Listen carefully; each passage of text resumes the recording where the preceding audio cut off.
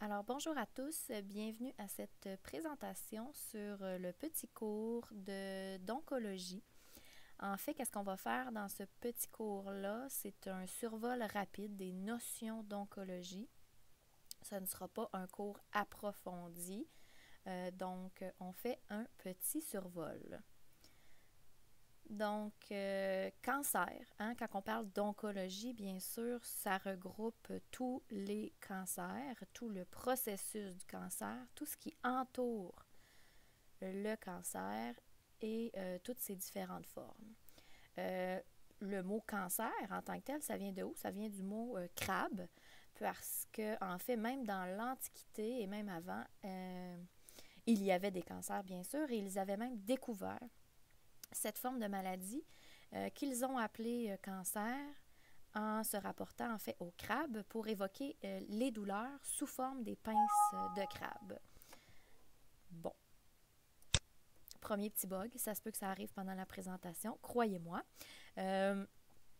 Donc, alors, qu'est-ce que ça évoque chez les patients? Bien sûr, le cancer, quand ils ont ce diagnostic-là. Bien sûr, ça évoque la mort, ça évoque souvent la souffrance. Bien avant que les processus soient commencés, dès l'annonce de cancer, eh bien, on pense à la souffrance.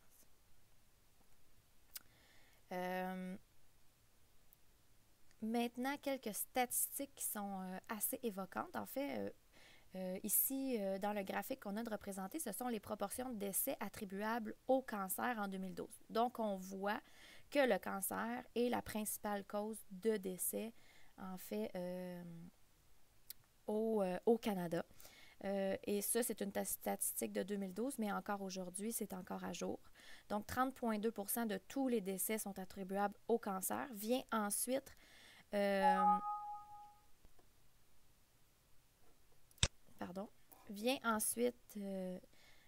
autre forme de décès, les maladies cardiaques, puis ensuite plusieurs autres causes de décès. Donc, au Canada, statistique de 2018, assez évoquante, environ un Canadien sur deux développera un cancer au cours de sa vie. Peu importe la forme du cancer, on est regroupé dans cette statistique-là. Donc, au moins un Canadien sur deux, ce qui est énorme. Et près de un Canadien sur quatre mourra aussi du cancer pour lequel il a été diagnostiqué ou les conséquences de celui-ci. Ensuite, ce qui est par exemple encourageant, c'est que le taux de mortalité du cancer a énormément diminué avec les années. Donc, les avancées technologiques ont fait en sorte que le cancer a de beaucoup diminué, autant chez les hommes que chez les femmes, d'autant plus chez les hommes. En plus aussi, qu'est-ce qui explique les taux de mortalité par cancer diminués? La prévention, les meilleurs traitements, les avancées technologiques, les traitements plus ciblés qui apportent moins de conséquences aussi, les meilleurs suivis, l'accès à la médecine. Donc, depuis 88, en fait, on a eu une diminution du taux de mortalité. Ce qui est très encourageant aussi, on a parlé du taux de mortalité, le taux de survie qui est passé de 25% à 60% de survivre au cancer. Donc, ce qui est très encourageant aussi pour nos patients. On a parlé tantôt que le cancer était la cause numéro 1 des décès qu'on connaît. Et ensuite, je voulais vous mettre la statistique des distributions en pourcentage du nombre de nouveaux cas de cancer par année. Donc, chez la femme, en fait, le cancer qui est le plus répandu, c'est bien sûr le cancer du sein. Vient ensuite le cancer du poumon. Chez les hommes, énormément de nouveaux cas de cancer de prostate. Par contre, c'est souvent le cancer qui a le meilleur taux de survie. Ce n'est pas un cancer qui est souvent métastatique. C'est un cancer qui passe souvent inaperçu. Il y a plusieurs études qui ont été faites chez des hommes qui sont décédés de causes autres que le cancer et se sont rendus compte que la grande majorité avaient des cellules cancéreuses au niveau de la prostate. Donc, c'est souvent un cancer qui se traite très, très, très, très bien. Le cancer colorectal, qui est un cancer de plus en plus en expansion, maintenant, on a développé des tests de dépistage, même des tests de dépistage maison. Donc, je pense qu'on met beaucoup l'emphase sur le cancer colorectal récemment et ses traitements et surtout sa prévention. Vient ensuite le fameux cancer du poumon qui a été longtemps le principal cancer. Pourquoi? On va le voir un petit peu plus tard, mais vous aurez bien deviné que c'était à cause de la cigarette. Mais maintenant, avec les préventions, maintenant qu'on sait que la cigarette, c'est dangereux, et on verra tantôt pourquoi, mais sachez que ce cancer-là est en diminution de beaucoup.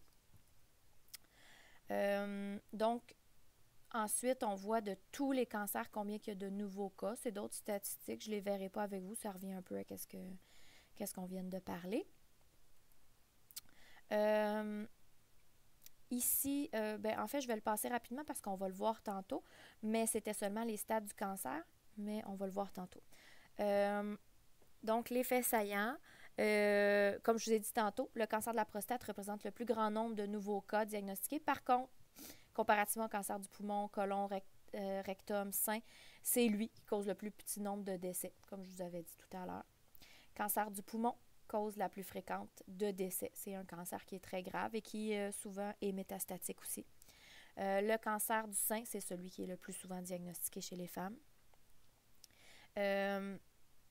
Puis, le cancer du côlon et du rectum, ça touche les deux sexes. Comme je vous ai dit, les cancers colorectals, c'est majoritairement, plus souvent chez les hommes, mais c'est le cancer qui est en essor, en expansion. Donc, les principes de base en oncologie, c'est quoi? On va essayer d'aller voir ce petit vidéo. On va voir si ça va fonctionner, qui est un vidéo qui vous résume. De la cellule au cancer, 5 minutes pour comprendre. Plus de 60 000 milliards de cellules composent le corps humain. Ce sont elles qui forment les tissus constituant nos organes, comme le foie, le cœur ou les poumons. Lorsque le corps en a besoin, nos cellules se dédoublent et remplacent les cellules en fin de vie ou défaillantes, ce qui permet à nos tissus de conserver, au fil du temps, leur forme et leurs fonctions respectives. Toute cellule est donc programmée pour se multiplier et mourir. Ce programme complexe et ordonné est commandé par le centre de la cellule, le noyau, qui reçoit ses ordres de nos gènes à travers l'ADN contenu dans les chromosomes. Parfois, certains de ces gènes subissent une altération. Le noyau transmet alors des ordres anormaux et la cellule se dérègle. Elle se multiplie sans contrôle et devient immortelle. Chaque nouvelle cellule réalisée comporte le même défaut. Les cellules prolifèrent de manière anarchique et forment une tumeur. Ce processus peut être court, mais il est souvent long.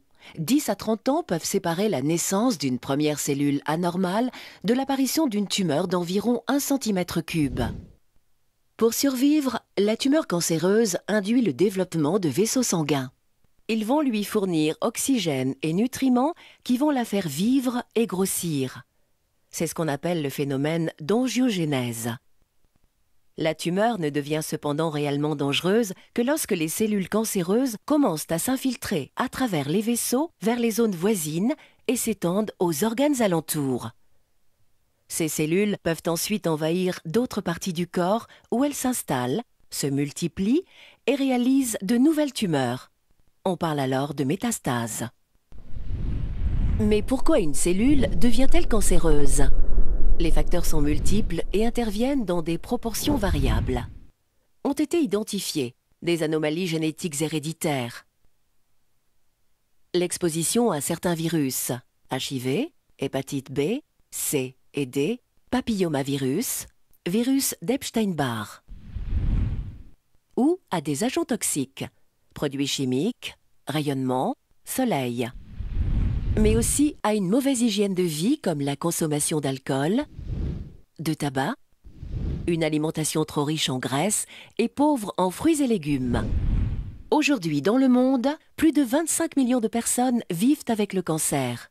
7 millions en meurent. La maladie représente la première cause de mortalité avant 65 ans. Le cancer du poumon est le plus répandu, suivi du cancer du sein, du cancer colorectal, de l'estomac et de la prostate. Mais les moyens de lutter contre le cancer existent. Ces traitements, souvent complémentaires, s'utilisent seuls ou en association selon le type du cancer et son environnement. Ils permettent soit d'éliminer la tumeur et de guérir le patient dans les stades précoces, soit, à l'image d'une maladie chronique, de contrôler son développement. Ces traitements sont principalement de 3 natures. La chirurgie, qui consiste à ôter la tumeur, partiellement ou dans sa totalité. La radiothérapie, qui expose la tumeur à des rayonnements pour empêcher la multiplication des cellules malades et entraîner leur destruction. La chimiothérapie, qui consiste en l'administration de substances médicamenteuses pour détruire les cellules cancéreuses ou empêcher leur prolifération, quelle que soit leur localisation. Jusqu'à présent, la chimiothérapie et la radiothérapie agissaient sur les cellules cancéreuses, mais aussi sur certaines cellules saines, ce qui explique leurs effets secondaires. Mais aujourd'hui, la meilleure connaissance des caractéristiques des cellules cancéreuses permet de développer des thérapeutiques qui ciblent plus spécifiquement les mécanismes de développement du cancer. La recherche de Sanofi Aventis est d'ores et déjà présente dans la plupart de ces axes pour attaquer le cancer sur tous les fronts.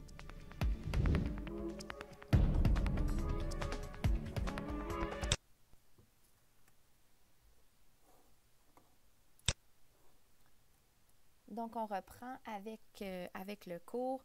Donc, vous avez compris, en fait, qu'une tumeur, ça naît d'une cellule qui se multiplie de façon anarchique et qui a un code génétique qui n'est pas, en fait, le bon. On entend souvent parler de tumeurs bénignes ou de tumeurs malignes. Alors, je vous ai fait un tableau qui résumait la différence entre les deux. Donc, les tumeurs bénignes, souvent, ça n'entraîne généralement pas la mort. Ça a un effet localisé. Ça l'envahit très peu les tissus voisins et ça ne fait aucune métastase. Donc, souvent, on dit qu'une tumeur bénigne, on parle de cancer, mais certaines personnes vont faire l'association que ce n'est pas un cancer, une tumeur bénigne. Donc, une tumeur maligne, par contre, entraîne généralement la mort si en fait, on ne traite pas, si la croissance des cellules anormales n'est pas contrôlée. Souvent, ça crée une atteinte qui est générale. Les signes et symptômes sont souvent généraux et non localisés, contrairement à la tumeur bénigne. Et la tumeur s'étend en périphérie, puis envahit les tissus voisins et souvent envahit la circulation sanguine et fait des métastases. Donc, l'étiologie, on l'a vu dans la vidéo tantôt, les agents qui jouent un rôle dans, en fait, la carcinogénèse, qui est le développement d'un cancer, en fait. Donc, le tabac, hein, on l'a dit, le tabac, c'est vraiment la cause numéro 1 du cancer du poumon. Hein, le tabac, ça contient 50 substances cancérigènes qui ont été déterminées et prouvées cancérigènes à l'intérieur d'une cigarette. Donc, au Québec, chaque semaine, 417 personnes apprennent encore qu'ils ont le cancer du poumon dû au tabac et aussi un plus faible pourcentage, bien heureusement, à cause de la fumée secondaire, qui est tout aussi nocive d'ailleurs que la fumée du tabac. Certains virus, on pense à virus Epstein-Barr, le EBV parfois qu'on appelle. C'est lui qui cause en fait la mononucléose. Majoritairement responsable, ce virus-là, de certains lymphomes. Je pense à d'autres virus, le VIH, l'herpès, le VPH, le VPH qu'on sait maintenant responsable du cancer du col de l'utérus. Ensuite, qu'est-ce qu'on a? On a les agents physiques. Les agents physiques, on pense à quoi? On pense au soleil, cancer de peau. On pense même au traitement, radiothérapie, qui peut apporter certaines autres formes de cancer. Radiation, on pense aux rayons X, les gens qui souvent, qui subissent souvent des radiations répétées. Les gens qui restent proches aussi de nucléaire, de centrales nucléaires ou qui ont eu des accidents nucléaires, c'est associé à plusieurs formes de leucémie. Ensuite, des agents chimiques. On pense à l'amiante qui est responsable une forme de cancer du poumon qui s'appelle l'amiantose. L'alcool qui est responsable souvent des cancers au niveau du foie. L'uranium, vous aurez compris que c'est du nucléaire, là, donc. Et la pollution. La simple pollution aussi peut être responsable de certaines formes de cancer. Facteurs génétiques, facteurs familiaux. Presque tous les cancers peuvent transmettre des prédispositions ou ont une prédisposition génétique à la base. On transmet à la base de l'altération de notre ADN. Hein? On est tous d'une cellule unique, soit de l'ovule et du spermatozoïde, qui est une cellule unique pour aller former un ADN. Et multiplication chromosomique ensuite s'ensuivent. Et on peut transmettre l'anomalie de l'ADN. Facteurs alimentaires, on sait maintenant, hein, l'alimentation, les nitrates, l'alcool, les graisses, le manque de vitamines et tout ça, le poids, la sédentarité, ça amène une spirale, donc ils peuvent être propices au cancer. Qu'est-ce qu'on a d'autre aussi? On peut avoir des facteurs hormonaux. Il y a des tumeurs qui peuvent être hormonodépendantes. Donc, si on coupe souvent, on parle de cancer au niveau des testicules aussi. Donc, si on coupe l'hormone qui alimente cette tumeur-là, parfois, on peut la guérir. Facteur de risque, l'âge. Souvent, le cancer est associé au vieillissement. 55% chez les 65 ans et plus. Hommes, souvent plus que la femme. Comme je vous ai dit, les dispositions génétiques, le mode de vie. Donc, si on reste bien sûr proche d'une centrale nucléaire, on s'expose plus. Les champs électromagnétiques aussi, maintenant, on a fait certains, les gens qui restent tout près des gros pylônes électriques, là, des gros champs électriques, sont plus sujets à certaines formes de cancer. Notre mode de vie, est-ce qu'on est exposé? Est-ce qu'on travaille dans une centrale nucléaire? Est-ce qu'on travaille avec des substances cancérigènes? Éléments de l'environnement,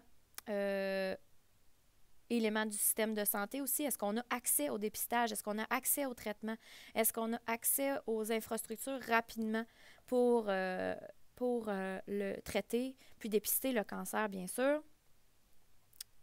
Donc, maintenant, quand on a l'annonce du cancer, souvent on va être... l'oncologue va classifier, en fait, va stadifier le cancer comme tel, la tumeur, en fait. Et on parle de la tumeur primitive. On utilise souvent la classification TNM qu'on appelle, qui est T pour la tumeur, N pour les métastases, mais au niveau des ganglions autour, et M pour la présence de métastases, mais ailleurs. Donc, si on parle d'une tumeur, exemple, qui se retrouve dans notre pancréas, donc T, on va aller apposer souvent un 1, 2, 3, 4, tout dépendamment de la taille, la taille de la tumeur. Ensuite, on va aller à N. Une tumeur, qu'est-ce que ça a tendance à faire aussi? C'est d'envahir souvent les ganglions lymphatiques qui se retrouvent autour de celle-ci. Donc, on parle de ganglions régionaux. On veut voir à quel niveau ils sont envahis. Ce qui risque d'arriver, par contre, quand les ganglions sont envahis, c'est que les ganglions sont souvent reliés entre eux. Donc, on peut envoyer des métastases éventuellement à distance. Ils peuvent se transporter par le système lymphatique, mais aussi par le système sanguin, comme vous avez vu dans la vidéo. Et ensuite, le M pour les métastases à distance. Est-ce que mon cancer du pancréas a fait des métastases, exemple, au poumon, au cerveau ou ailleurs? Souvent, on dit qu'un cancer, la classification TNM, si on parle si on parle d'un stade 1, 2, 3, 4, il va toujours rester ce stade-là. Donc, c'est évalué au début du cancer. À la suite de la classification TNM, on va établir un stade. Donc, le stade, souvent, c'est ce qu'on va dire aux patients. Stade 1, 2, 3, 4. Donc, je vous laisse lire ces stades, mais c'est souvent ça qu'on va parler aux patients. Et ensuite, à la suite de la stadification et de plusieurs autres choses, souvent, le médecin va offrir aussi un pronostic. Un pronostic, c'est quoi? C'est souvent une durée de vie. Hein? Soit un pronostic qui est plus sombre, soit un pronostic qui est qui offre plus d'espoir, mais c'est souvent ce que les patients vont demander et ce que les oncologues vont offrir. On parle un petit peu de dénomination. On ajoute habituellement le suffixe OM à la fin du mot. Donc, les cancers qui sont développés à partir du tissu épithélial, bien, on veut savoir ils viennent de où. Donc, souvent, avec le nom, on est capable de savoir de où vient le tissu. Donc, un exemple, ostéosarcome, ostéo pour l'os, sarcome parce que c'est un tissu qui est conjonctif. Donc, voilà. Je vous ai fait aussi, j'ai trouvé dans Le cancer pour les nuls, qui est un livre comme Windows pour les nuls, etc. Ça existe. Les types. les types, en fait, de cancers qui existent. Donc, ça vous explique aussi où on les retrouve. Donc, les adénocarcinomes, c'est quand même 85% de tous les cancers, ce qui sont des cancers assez répandus. On peut les retrouver dans le sein, le foie, les reins, la prostate, les ovaires, le côlon, etc. On a vu tantôt sarcome, qu'on retrouvait dans les os, cartilages, tissus graisseux, vaisseaux, etc. Je ne vous les lis pas tous et ce n'est pas à apprendre non plus. C'était pour quand on va parler de cancer plus approfondi dans nos systèmes plus tard dans votre formation. Donc, les manifestations cliniques du cancer, c'est souvent peu spécifique. Hein? Le patient va nous parler qui est fatigué. Souvent, le signe le plus souvent associé au cancer, c'est vraiment une perte de poids. Le médecin va aller s'enquérir rapidement de savoir est-ce que vous avez perdu du poids rapidement dernièrement. Une perte significative. On peut aussi, souvent, les raisons de consultation sont des saignements. Quand on pense au cancer colorectal, quand on pense au cancer de vessie, on va retrouver du sang dans les selles, dans les urines. Donc, ça va être une raison de consultation et souvent une manifestation clinique du cancer. L'anémie, hein, parce que souvent, des fois, c'est des saignements qui sont insidieux. On ne les voit pas nécessairement. Je pense à un exemple d'un patient que j'ai eu qui s'est présenté à l'urgence et qui avait une hémoglobine à 30. Une hémoglobine à 30, c'est très, très rare et c'est très, très peu. D'accord? Quand on pense qu'on veut 120 d'hémoglobine, le patient avait 30. Donc, le patient, ça faisait probablement plus, il a été diagnostiqué avec un cancer colorectal finalement, et il saignait insidieusement dans ses selles et ne s'en rendait pas compte. Donc, ça faisait probablement plus d'1 an, 2 ans que le patient saignait et développait ce cancer-là. Pâleur, souvent due à l'anémie, hein, parce qu'on a une perte sanguine en quelque part. C'est pas souvent évident, hein, la perte de sang, c'est pas quelqu'un qui se coupe un doigt et ça saigne. Quand ça saigne à l'intérieur, c'est souvent plus insidieux qu'on appelle. Des blessures qui ne guérissent pas, souvent au niveau de la bouche. Des bobos dans la bouche qui apparaissent et qui ne guérissent pas. Des gencives qui saignent. C'est souvent des signes qu'on appelle de leucémie chez les enfants. C'est souvent comme ça qu'on s'en rend compte. On est plus souvent malade, on a des douleurs en quelque part et on est fatigué. Donc, ce sont tous des raisons de consultation et des signes qui sont plus ou moins spécifiques, en fait, pour diagnostiquer un cancer où on va aller investiguer plus loin. On va se dire, oups, il se passe quelque chose. Et ensuite, on va utiliser nos moyens diagnostiques qu'on a pour aller investiguer le cancer. On peut utiliser l'échographie. L'échographie, hein, c'est quelque chose que vous connaissez, hein, que souvent on associe à la femme enceinte. On va envoyer des échos à l'aide d'une petite sonde qui va nous revenir et ça va nous donner une image graphique sur un écran. On va utiliser la radiographie, souvent pour diagnostiquer des masses. On va les voir à la radiographie. Le scan, puis l'IRM même, on peut utiliser. Le scan et l'IRM sont deux choses différentes. On les verra peut-être plus en profondeur plus tard. L'endoscopie et la biopsie. L'endoscopie, on n'a qu'à penser au cancer colorectal. Hein?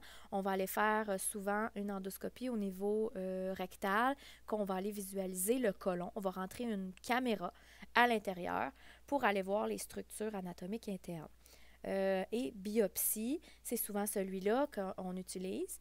À l'aiguille, on va aller ponctionner ce qu'on pense être un cancer. On va aller en retirer les cellules qu'on va regarder au microscope par la suite et on va se rendre compte est-ce que cette cellule-là a l'aspect normal ou elle a un aspect anormal et elle est cancéreuse. Et on est même capable de voir quelle sorte de cancer à la biopsie selon le type de cellule qu'on va trouver. Maintenant qu'on a diagnostiqué le cancer, on a bien heureusement des traitements qui sont de plus en plus poussés, avancés. On fait beaucoup de recherches en cancer.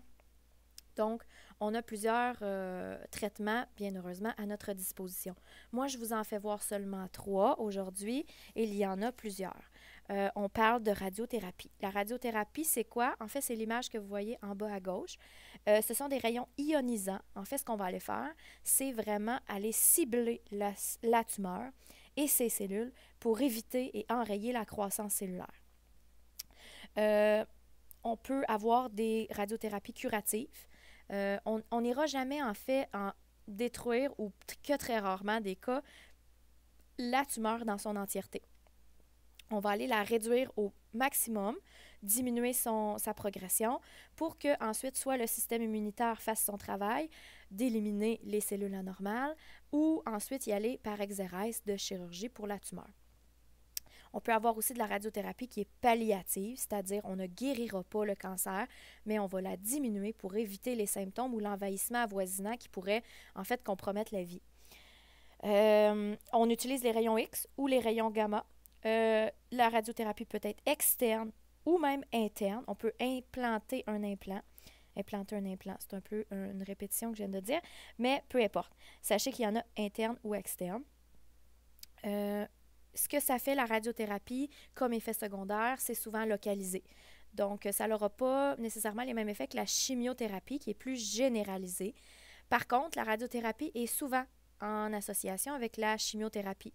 Donc, on a tendance à dire qu'avec la radiothérapie, on perd nos cheveux, les mêmes symptômes. C'est faux de croire ça. Souvent, par contre, si la radiothérapie est au niveau cérébral, effectivement, j'aurai peut-être une alopécie, une perte de cheveux associée.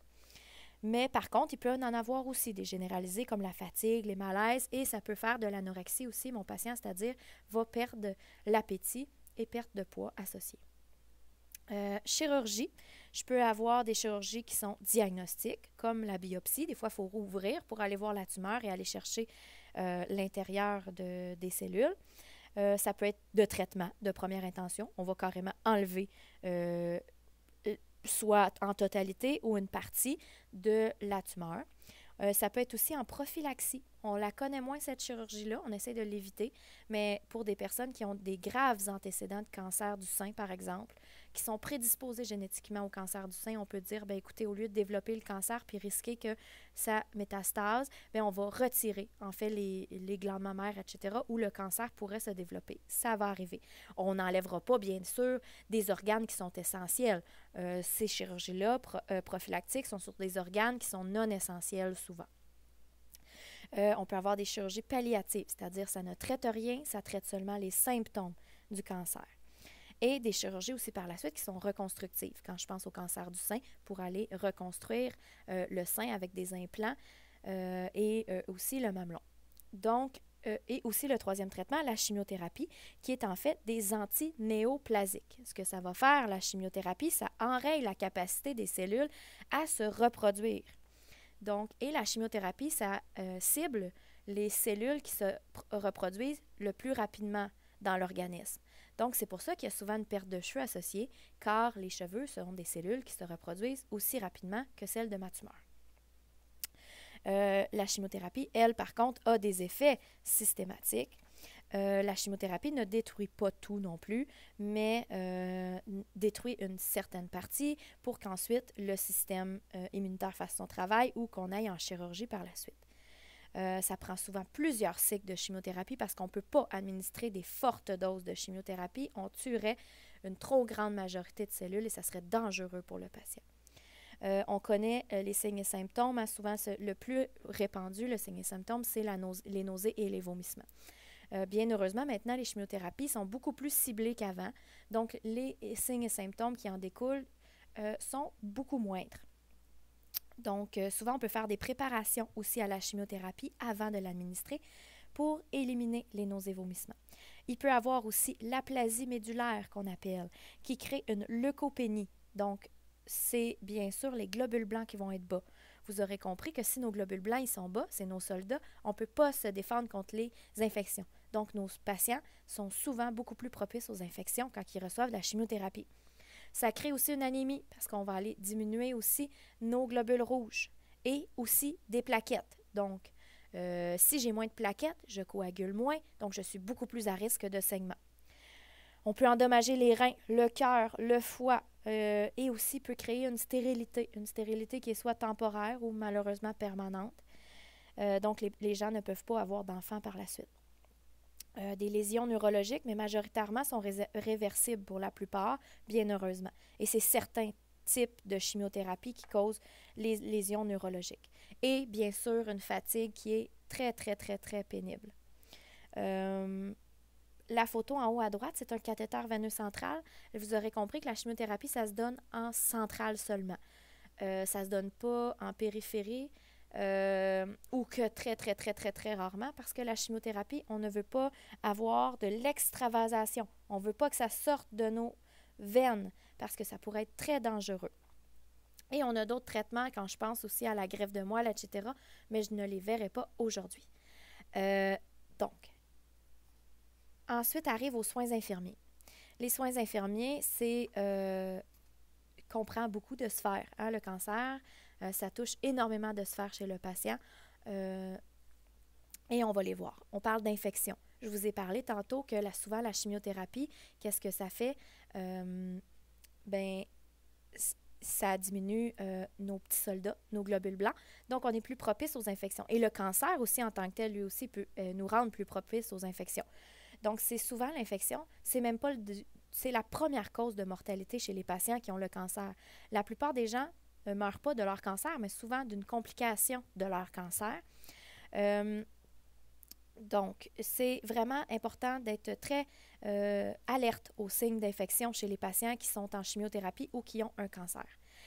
Les saignements, autant chez la chimio que chez la radio, ça diminue la coagulation puis l'agrégation plaquettaire. Donc, c'est important de rester alerte, d'enseigner à nos patients c'est quoi les signes d'infection, c'est quoi les signes de saignement hâtifs pour qu'ils puissent consulter rapidement. Amène aussi des problèmes de peau, la chimio, la radio, soit liés aux carences alimentaires ou liés simplement au traitement.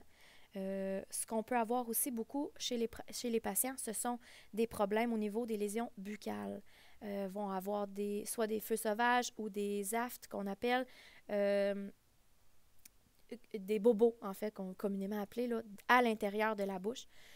On peut prescrire des rince-bouches pour mieux les soutenir dans les traitements et ça fait très mal. Donc, associer aussi beaucoup la perte de cheveux. Hein? C'est souvent la première chose que les patients vont nous parler. Est-ce que je vais perdre mes cheveux? Ce ne sont pas tous les patients qui vont perdre leurs cheveux, tout dépendamment du traitement qu'ils vont avoir, mais c'est quelque chose qu'il faut psychologiquement préparer nos patients et souvent en parler avec eux. Des problèmes nutritionnels, l'amaigrissement, beaucoup, soit dû au traitement, soit dû à la tumeur elle-même. Des douleurs qui sont souvent psychologiques, physiques, comme n'importe quelle douleur d'ailleurs. C'est important de bien évaluer pour bien soulager les douleurs qui sont cancéreuses. La fatigue, hein, la fatigue, elle est écrasante, elle est persistante. On a entendu récemment une comédienne dire, avec son cancer du sein, elle a fait une comparaison, elle a dit, la fatigue et le cancer en tant que tel, c'est comme si on vous faisait faire un Ironman sans préparation. Donc, vous n'êtes pas préparé et on vous garoche là-dedans et on vous dit, faites votre Ironman. Donc, imaginez la fatigue qui en ressort de tout ça, l'état psychologique et tout ça. Donc, c'est une belle analogie. L'état psychologique aussi du patient, c'est tellement important. Donc, ils vivent un processus de deuil. Hein? Même avant de dire « vous allez mourir de ce cancer-là », ils vivent un deuil. Ils se voient déjà, hein, on a vu au début, cancer égale mort. Ils se voient déjà mourir, ces patients-là. Et aussi la famille, autant le patient le vit qu'autant la famille le vit par le fait même. Donc, c'est important de penser à cet aspect-là et d'offrir un support. L'image corporelle, on n'a qu'à penser au cancer du sein, hein, la déformation que ça apporte. La radiothérapie, souvent, on utilise des marqueurs, donc ça peut tacher la peau aussi. Donc, l'image corporelle peut être interpellée aussi et c'est important d'en tenir compte. Donc, c'était la fin de la présentation sur l'oncologie. Si vous avez des questions, n'hésitez pas à écrire à votre enseignante responsable de ce cours pour des questions concernant l'oncologie. Merci.